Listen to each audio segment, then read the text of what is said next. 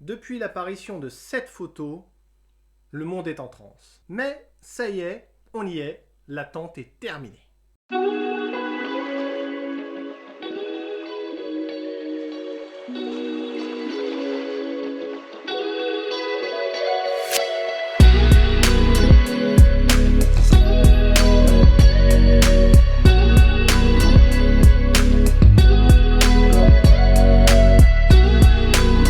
Bonjour à tous et bienvenue pour cette toute nouvelle vidéo, j'espère que vous allez bien, moi écoutez ça va super, et aujourd'hui, vous le savez, on va parler de Spider-Man No Way Home.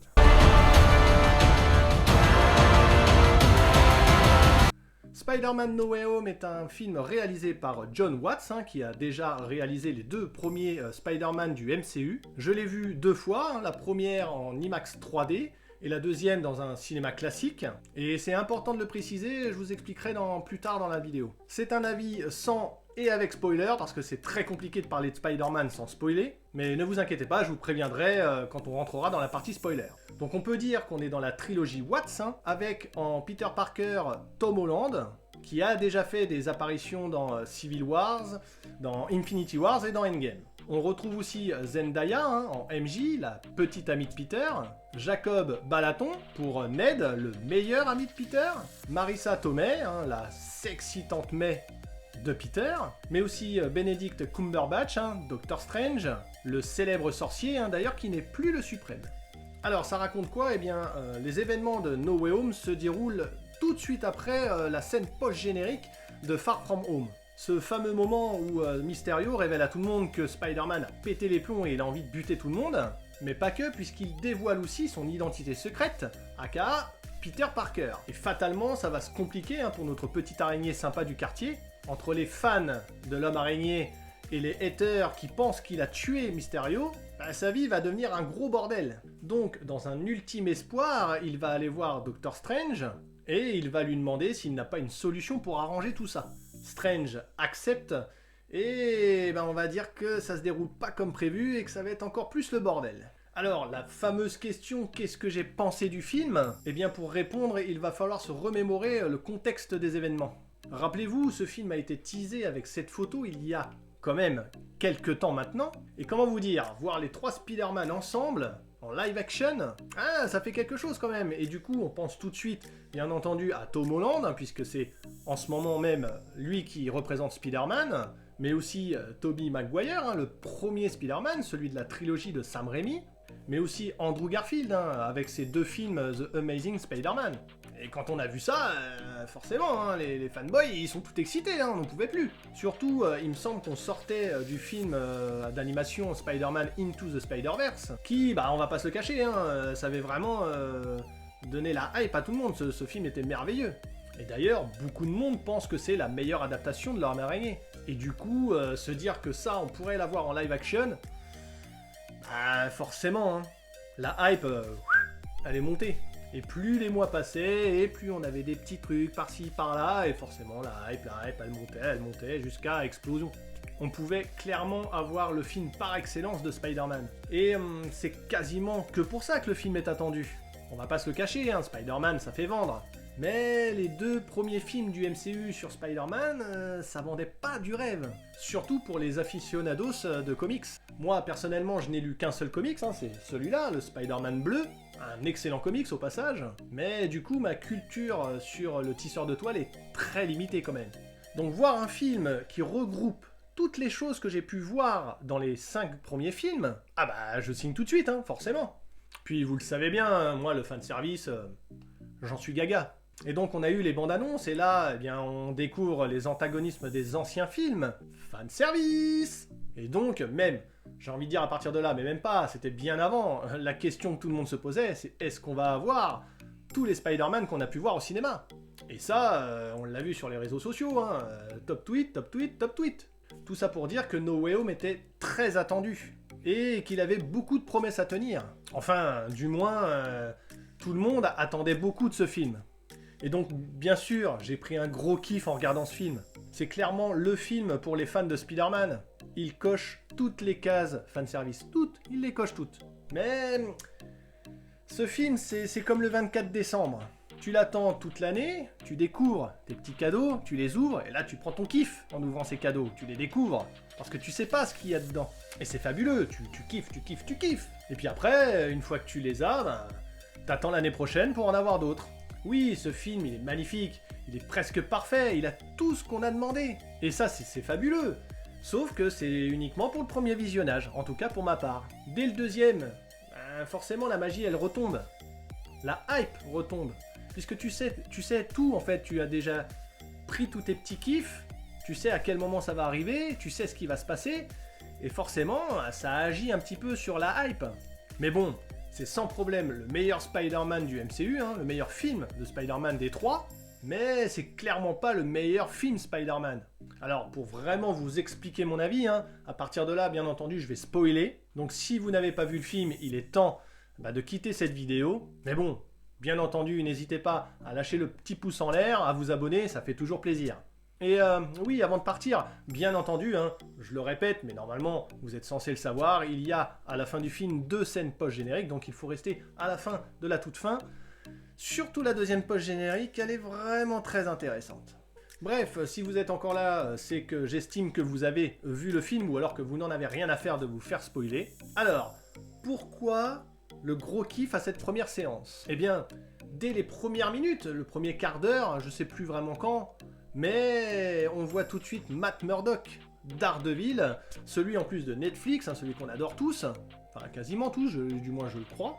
Je l'ai déjà dit, mais dans la bande-annonce, il le montrait, l'arrivée des antagonistes, Octopus, le Bouffon Vert, l'Homme Sable, le Lézard, Electro, et ensuite, bien sûr, les 2 anciens Spider-Man. Alors, comment ne pas prendre son pied avec ça? C'est pas possible. Surtout pour moi, le fan de fanservice. Et là, j'ai été servi sur un plateau de diamants, hein. C'est même pas un plateau d'argent, c'est un plateau de diamants, vraiment. Mais hormis ça, et une scène de combat entre le Peter Parker, donc Tom Holland, hein, et le Bouffon, que j'ai trouvé vraiment magnifique, hein. Tu sens les impacts des coups, c'est violent. Ah, j'ai bien kiffé cette scène, mais il n'y a pas grand chose, un petit plan par-ci assez joli, mais rien d'innovant. Ben voilà quoi. La mort de Tante May par exemple, j'ai pas assez d'attache avec le personnage pour être ému. Même si Tom Holland livre là quand même une très bonne prestation, hein. Franchement il fait le taf. Angie et Ned, ben, j'en ai rien à faire d'eux déjà, donc Zendaya par exemple, je suis désolé, mais oui, dans Euphoria c'est une excellente actrice, elle fait vraiment le job bien. Mais là, j'ai l'impression que elle est dans Euphoria, encore une fois, j'ai vraiment l'impression qu'elle joue toujours le même rôle. Et apparemment, elle sait pas faire autre chose. Donc même dans Dune déjà, même si on la voit pas beaucoup, je la trouvais pas formidable. Non, je sais pas. Il y a que Euphoria où vraiment vivement la saison 2 que je la rekiffe. Mais voilà, dans Spider-Man, franchement, je trouve que vraiment elle sert à rien. Ned, c'est pareil. Alors lui, il est plus costaud que Doctor Strange apparemment, parce que lui, il sait faire de la magie en 3 secondes. Donc bon, ça aussi, ça m'a un peu déplu. En parlant de Strange, oui, lui aussi, il fait le taf, hein. Quand on voit la dimension miroir, c'est beau, visuellement, c'est très beau, ça envoie. Mais c'est du déjà vu, on voit Doctor Strange 1, voilà, c'est la même chose. Il n'y a rien d'innovant, quoi, là-dedans. Pour les antagonistes, c'est pareil, hormis le Bouffon Vert, hein, Willem Dafoe, franchement, il fait le taf. Vraiment, il fait vraiment le taf. Mais pour les autres, sinon, ça reste sur leurs acquis, quoi, des anciens films. Donc, il n'y a pas de progression. Alors en même temps, vous allez me dire, ouais, mais il y a 5 méchants, c'est compliqué. Le film dure 2h28, mais bon, d'accord, mais alors dans ce cas-là, ils en mettent moins des méchants. Surtout que, voilà, t'as le lézard et l'homme de sable, ils servent à rien, donc à la rigueur, tu les enlèves complètement, et t'approfondis un peu plus les autres. Et là, c'est pareil d'ailleurs, leur arrivée. On nous apprend en fait que Peter les a fait venir. Enfin, il a fait venir tous ceux qui connaissent l'identité de Spider-Man, en étant Peter Parker. Donc il va falloir m'expliquer parce que Electro, il savait pas que c'était Peter Parker. En plus, même dans le film, dans le film, il le dit qu'il ne savait pas qui c'était. Il pensait que c'était... Alors, il pensait que c'était un Spider-Man noir, forcément, référence Miles Morales. Là aussi, c'est pareil, quand il le dit, tu kiffes. Mais ça n'a rien à voir, ça prouve même que eux-mêmes se sont trompés. Et pareil, la première scène post-générique, on y voit Venom. Donc lui aussi, il a été attiré dans le monde. Sauf que même Venom, il ne le connaît pas. Ils se sont jamais croisés, ils sont même pas du même univers. Alors oui, apparemment, les symbiotes, hein, donc Venom, c'est un symbiote, ils arrivent à communiquer entre eux, même selon les univers. Ok, donc ça voudrait dire que parce que le Venom de Spider-Man 3 connaissait Spider-Man et donc Peter Parker, et donc forcément le Venom de Tom Hardy, par connexion, le sait. Ouais, mais alors ça va pas, puisque dans la scène post-générique de Venom Let There Be Carnage, tu vois bien qu'il ne connaît pas Spider-Man, tu vois bien. Donc il y a quelque chose qui va pas. Bon, hormis tout ça, voir les 3 Spider-Man ensemble, ça le fait quand même.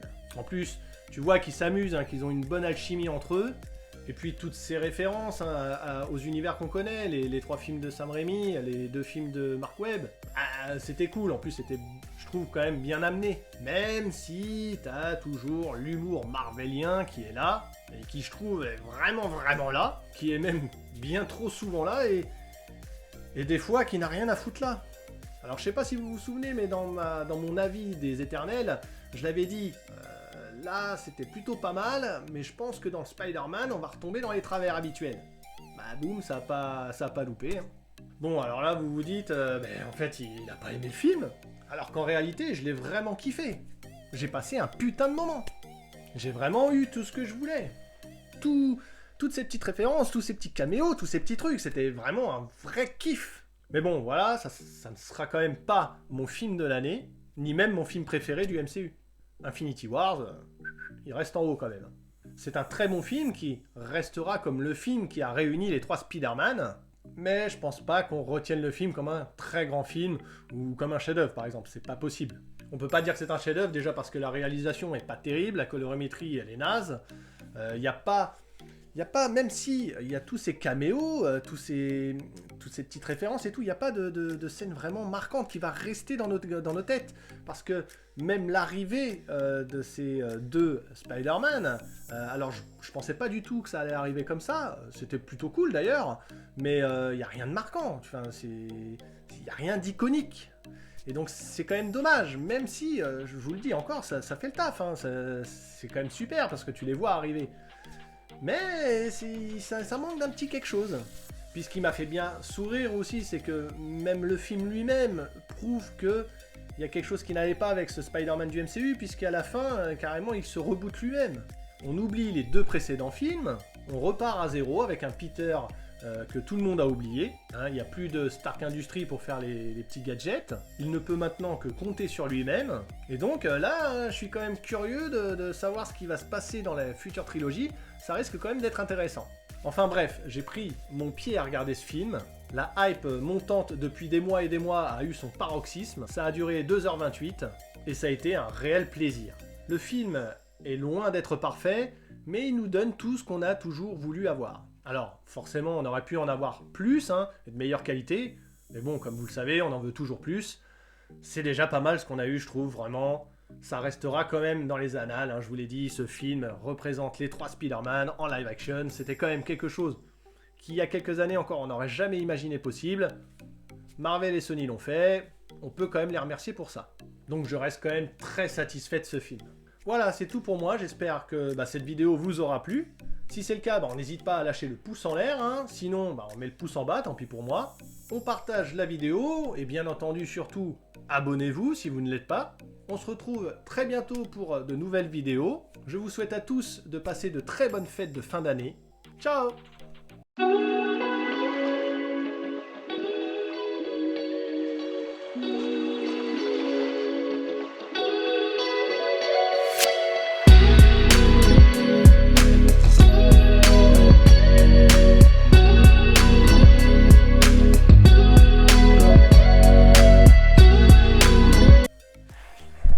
Doctor Strange 2. La bande-annonce de Doctor Strange 2, c'est la 2e scène post-générique à la toute fin du film. Alors je vous cache pas que j'ai été un petit peu déçu parce que avoir une bande-annonce comme scène post-générique, ça me fait un peu chier parce que cette bande-annonce, on l'aurait eu de toute façon, quoi qu'il arrive, on l'aurait eu sur YouTube, elle aurait dû sortir sur YouTube. Mais du coup, ça nous gâche quand même un truc parce que les scènes post-génériques, ça nous tige généralement quelque chose d'assez lointain dans la phase actuelle, ou alors même dans un prochain film ou dans une prochaine série, mais quand même qui est pour moi assez loin. Là, on te tease le prochain film qui va sortir dans quelques mois. Bon, alors, Encore heureux que c'est Doctor Strange 2 et que la bande-annonce envoie quand même du lourd, mais je vous cache pas que j'étais un petit peu déçu quand même. Alors dans cette bande-annonce en plus, ils ont été assez généreux, on voit quand même pas mal de choses, hein. On y voit forcément Doctor Strange, on y voit Wanda Maximoff, hein, puisque ça on savait qu'elle allait être dans le film, America Chavez, ça aussi on la voit, donc ça c'est un premier visuel, donc c'est plutôt cool. Mais surtout, ce qu'on voit, c'est Doctor Strange suprême, celui de What If. Et là, ça envoie du lourd. Là, tu te dis, ah ouais, ça va être intéressant, surtout que c'est Sam Raimi qui le fait, hein. Donc, la hype, là, elle commence vraiment encore en plus à monter, déjà que... Je vous cache pas, alors... J'attendais beaucoup Spider-Man, hein, forcément comme tout le monde, mais je vous cache pas que Strange, il était au même niveau quasiment, hein. Donc là, vivement le mois de mai, quoi. Enfin, bref... Prenez soin de vous, et encore une fois, passez de bonnes fêtes avec vos amis ou vos familles. À bientôt.